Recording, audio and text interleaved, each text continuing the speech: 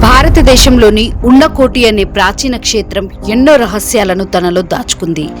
త్రిపుర రాష్ట్రంలోని అడవులు, కొండల మధ్య ఉన్న ఈ ప్రాంతంలో వేలాది భారీ శిలలు కనిపిస్తాయి. వీటిని చూసిన వారు ఇంత పెద్ద శిలలను ఇక్కడ ఎవరు చెక్కారు, ఎందుకు చెక్కారు అని ఆశ్చర్యపోతారు. పురాణ కథనం ప్రకారం ఒకసారి పరమశివుడు కాశీయాత్రకు బయలుదేరాడు. ఆయనతో పాటు 1,000,000 మంది దేవతలు, దేవతా గణాలు కూడా ప్రయాణించారు. ప్రయాణం మధ్యలో వారు త్రిపురలోని ఈ ప్రాంతంలో ఒక రాత్రి విశ్రాంతి తీసుకోవాలని నిర్ణయించుకున్నారు. ఆ సమయంలో మహాదేవుడు అందరికీ ఒక హెచ్చరిక చేశాడు. రేపు సూర్యోదయానికి ముందే అందరూ మేల్కొని ప్రయాణానికి సిద్ధంగా ఉండాలి.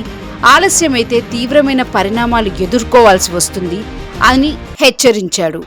దానికి అందరూ అంగీకరించి నిద్రపోయారు. మరుసటి రోజు ఉదయం సూర్యోదయ సమయం వచ్చింది. కానీ ఆశ్చర్యకరంగా 1,000,000 మంది దేవతల్లో ఒక్కరూ మేల్కోలేదు. కేవలం మహాదేవుడు మాత్రమే మేల్కొని సిద్ధంగా ఉన్నాడు. దీంతో ఆగ్రహించిన శివుడు వారందరినీ అక్కడికక్కడే రాతి విగ్రహాలుగా మార్చేశాడని కథ చెబుతుంది. సూర్యుని మొదటి కిరణం తాకగానే దేవతలందరూ శిలలుగా మారిపోయారని నమ్మకం. శివుడు మాత్రం అక్కడి నుంచి ఒంటరిగా తన ప్రయాణాన్ని కొనసాగించాడట. ఉన్నకోటి అనే పదానికి 1,000,000కి 1 తక్కువ అని అర్థం.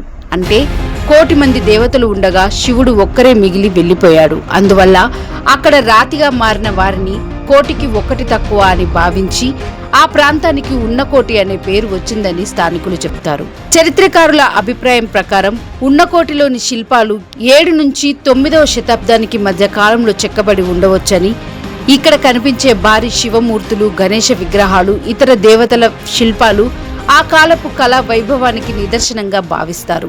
అయితే వీటిని ఎవరు నిర్మించారు, ఎందుకు నిర్మించారు అనే ప్రశ్నలకు ఇప్పటికీ స్పష్టమైన సమాధానం లేదు. అందుకే ఉన్నకోటి భారతదేశంలో అత్యంత మర్మమైన పురాణ క్షేత్రాలలో ఒకటిగా నిలిచింది. ఉన్నకోటి గాథ మనకు ఒకే గొప్ప సందేశాన్ని ఇస్తుంది.